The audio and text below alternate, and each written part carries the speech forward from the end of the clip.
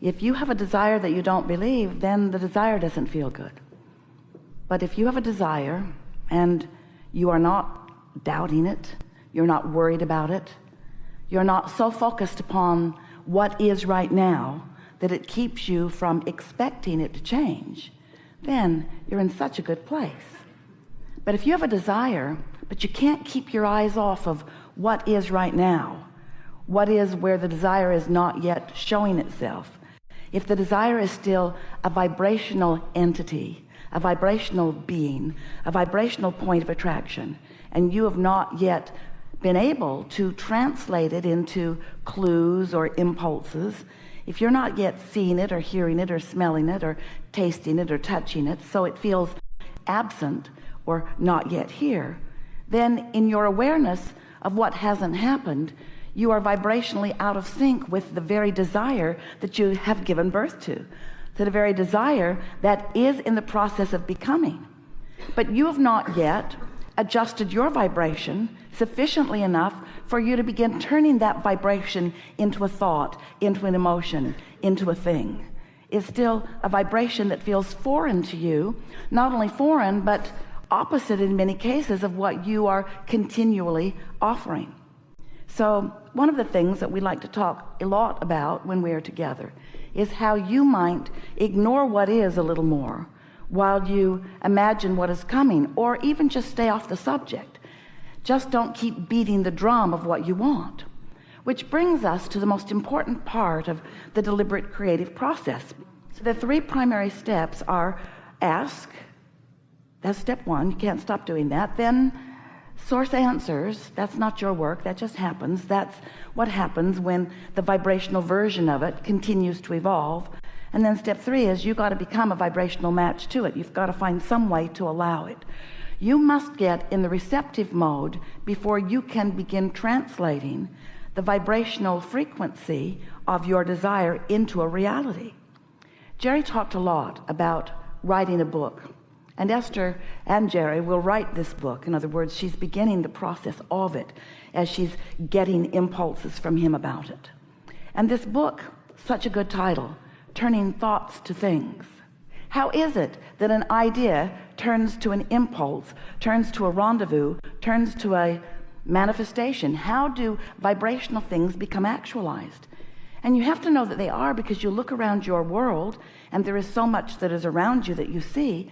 But that's what trips you up, because you are so accustomed to looking at what is, that when you are asking for something that isn't, your evaluation of it not yet being there causes you to emit a vibration that keeps it from being obvious to you. And we know how you like your actualized world. You like your manifested world.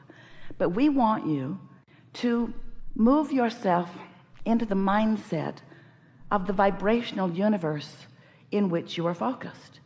And if you can begin to accept yourself primarily as vibrational, where you are aware of the vibration that you are emitting, if you will care about your guidance system, your emotions, which indicate the vibration that you are emitting, and even more important, indicate the vibration that you are emitting with your thought right here, right now, in any moment in time, and the vibration of your source, the vibration of your inner being, more important, the vibration of all that you have been asking for, more important, the vibration of what you have actually vibrationally already become.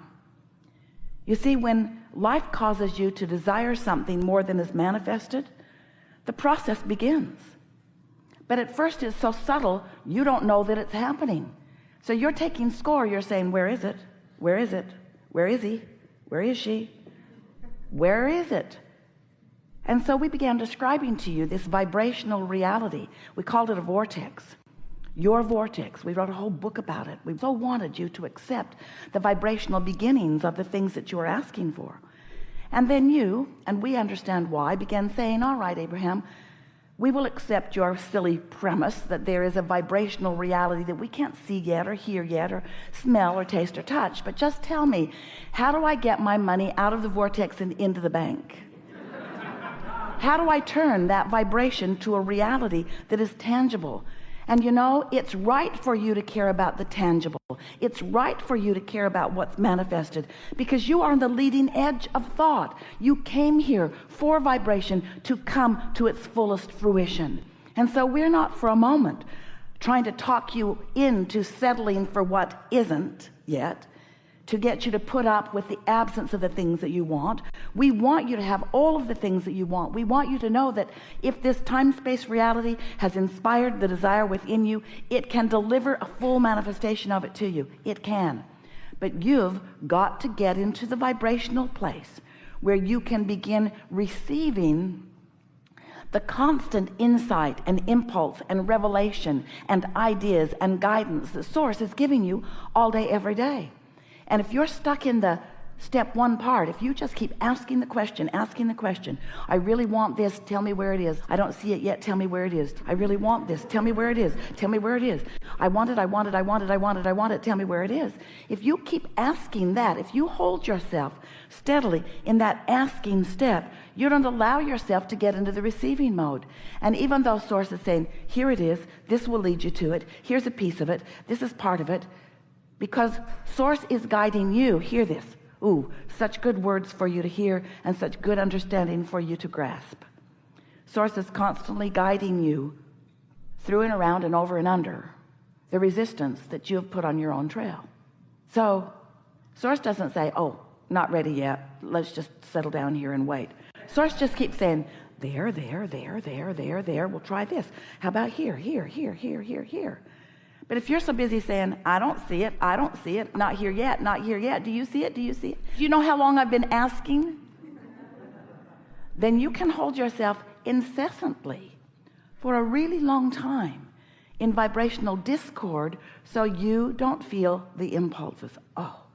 But once you realize that the impulses are being offered to you, and you spend more time relaxing, more time chilling, more time, a little bit, 15 or 20 minutes a day meditating, if you decide that you're going to give yourself a better chance of tapping in to the guidance, to the leading, to the clues, to the impulses that source is offering you all the time, then you'll get into this mode where you will really understand the creative genius that you are, and you will really understand that we're all in this togetherness of all of this.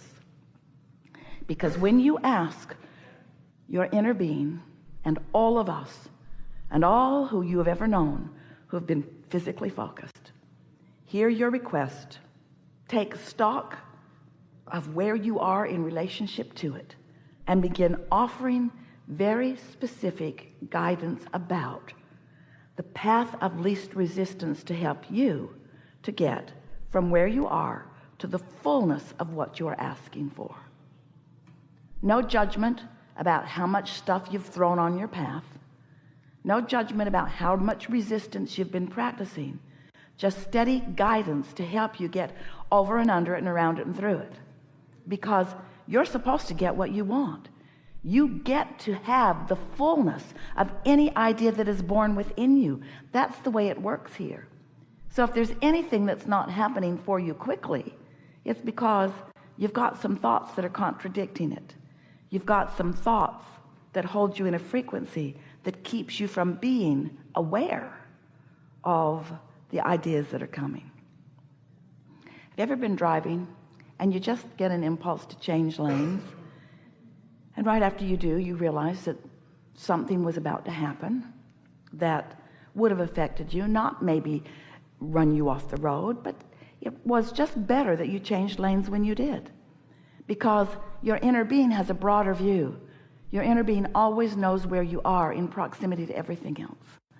And most importantly, your inner being always know where you stand in proximity to all the things that you're asking for. So we are eager to talk with you about anything that matters to you. There is nothing that is off limits here. You'll notice a perfect unfolding. Sometimes someone will ask a question and it will evoke a response, a co-creative dance that will help you to understand right where you are relative to something. A lot more is happening here than words. There is a vibration that is happening, because we know who you are, we know what you want, we know where you are. And so we'll be weaving in and out of everything that is important to you. There's an energetic thing happening here. And as you listen, as we focus together on the words that are spoken, a collective consciousness, both of your physical format and our non-physical format, converge in a way that will take thought beyond that which it has ever been before. So new insights will occur to you. It is our promise to you that today your vibration will shift in the direction of who you really are, and that from this moment forward things will be different for you because of this vibrational change that is taking place. But most important is for you to understand how it is that this vibrational frequency does change. What focus is required from you in order to maintain balance with who you really are. This isn't supposed to be work, and this is not a lecture on how to get it right. This is a conversation about who you are, the blessed beings that you are, the creative geniuses that you are, how you came into this physical time-space reality for the express purpose of being inspired to new ideas that you are supposed to live the full fruition of. There's not one thing that you have ever desired that should not be fully being experienced by you. And all day, every day, new desires are being born, and every one of them is supposed to be being satisfied by you. The other day, Esther and several hundred friends like you went to Seattle to get on a ship to cruise the beautiful Alaskan waters. And they left from the port in Seattle, and they returned to the port in Seattle. Once we were on board visiting with everyone, we said, wouldn't it have been interesting if as soon as you'd gotten on board, before you even unpacked in your beautiful staterooms, if the captain had come on the speaker and said, hello, ladies and gentlemen. We're happy that you're on board here in Seattle. As you may know, Seattle is your final destination. And since we're already here, we would now like you to get off the ship. Your journey is now complete. And everyone would have protested because no one got on just to get off. No one got on to complete the journey. Everyone got on to experience the journey. Everyone wanted the fun along the way. And that's how it is with you. So often you have a desire and you think you just want the fast track from where you are to the fulfillment of that desire, because you've decided that your life would be so much better once you are there. But that was not what you came into this about. You wanted the journey along the way. You wanted the insights along the way. You wanted the fun along the way. You wanted the feeling of expansion. You wanted the feeling of knowing. You wanted to fine-tune your ability to focus. You wanted to watch yourself dancing in concert with the entire universe. You wanted to know that as soon as you think it, that other thinkers are thinking with you. You wanted to feel the bigness of the thought, the momentum of the thought. You wanted to feel the fun of things evolving. You wanted to watch the cooperative components come into place. You wanted your hands in this clay. You wanted to mold this experience with your own creative hands. And so that's what we want to reactivate within you in these hours that we're together.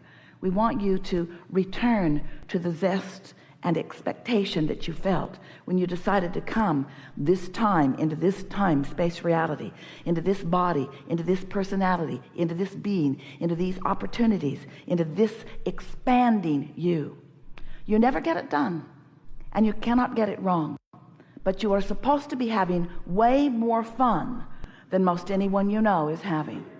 You're supposed to be way more proud of yourself and others, way more exhilarated about the possibilities, and breathless about the cooperative universe that is here to help you toward anything that matters to you. So, what do you want to talk about? You've come with things. We're gonna have a wonderful day. All right, just relax and be easy. We know who you are. We know what you want. We know that some of you who didn't raise your hands will. And so trust that whatever's on your mind, we are going to talk about fully.